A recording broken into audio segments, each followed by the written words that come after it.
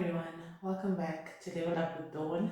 Today we're going to be talking about ways that you can minimize your selling expenses when selling a property. Selling property, we've talked about buying property and I'll link the video there.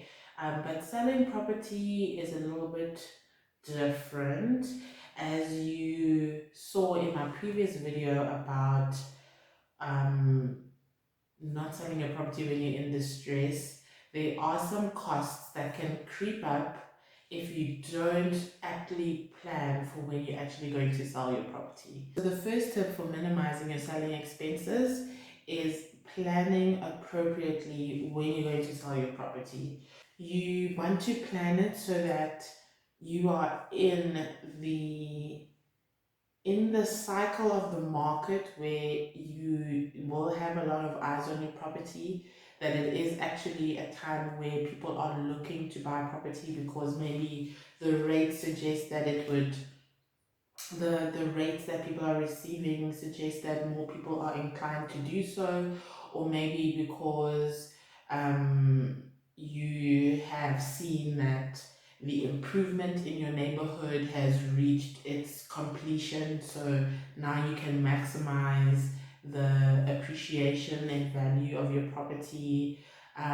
Maybe it's because you can see that your neighborhood is going the other way, and so you want to sell at the top of that downhill fall to make sure that you at least get out what you put into your property. So planning is very important. The second tip is you need to make sure that your levies and your rates are up to date. So obviously these are fees that have to be paid regardless of anything, and they are the seller's responsibility.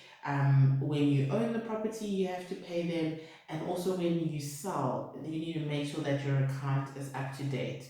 So if you know you're going to be selling within a year's time or within 6 months' time, try as much as you can, if you are behind on those fees, to pay them up so that you don't have a requirement where you are trying to sell this property as soon as you possibly can, but then at the same time you need to get a hold of upwards of tens of thousands of rand just to settle the fees that you owe.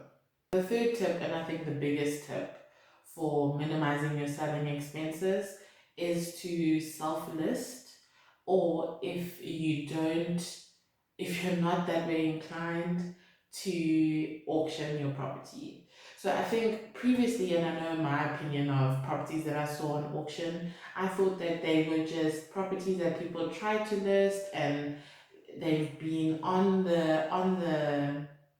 they've been for sale for months at this point, and they just getting desperate, and it's like no one wants it, so let's just auction it and see what people are willing to pay for it, which is actually not the case. I'm seeing a lot more often now that people are using auction as their first option versus as their last option. So I would say auction or self-listing will save you a lot of fees. When it comes to auctioning, you do need to pay a marketing fee, and then that's all you have to pay. In terms of the buyer, they will have to pay the rest of the associated fees with the auction house.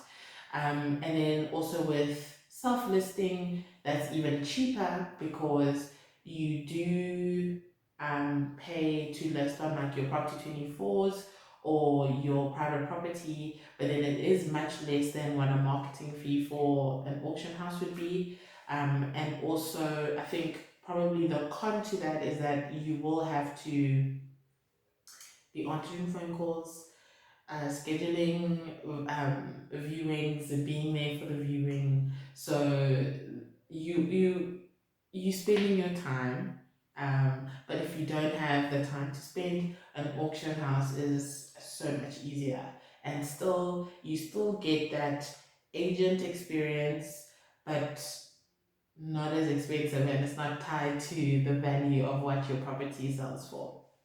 So yeah, if you plan appropriately, if you have your bills in order, and if you choose the right vehicle to sell your property through, you can significantly reduce the fees that you have to pay. And then at the end of the day, you actually get the majority of the lump sum that you will be receiving. If you can sell when you don't have a bond, that's even better. I won't put that as a tip because I think it is a bit unrealistic, especially considering the size or the price that properties can go for. So I wouldn't say selling when you still have a bond is is a bad idea. But if you do have a bond, you know that majority of your money will go to finishing off that bond and cancelling it completely. So you do want to be able to save money wherever you can. So I hope this video helped you. If it did, please give this video a like, and don't forget to subscribe to this channel for more videos like this. And I will see you in my next one. I've been trying to, I've been, I've been trying to see, what's the word? Oh yeah, I came up with a new intro, guys. So I'm gonna test it out in the next one.